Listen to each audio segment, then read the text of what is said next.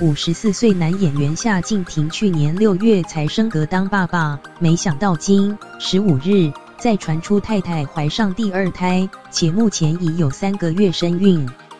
夏靖庭2016年和小21岁嫩妻结婚后，2018年迎来儿子乐乐，没想到事隔不到1年，再传出好消息。据中时电子报报道，夏靖庭今天分享自己即将再当爸，坦言这胎来得很意外。他表示儿子断奶后，老婆生理期来了1次又没来，两人都相当忙碌，妻子也是过了3个月才发现怀孕。自嘲夫妻俩都有点两光，得知怀孕后惊吓的心情比惊喜。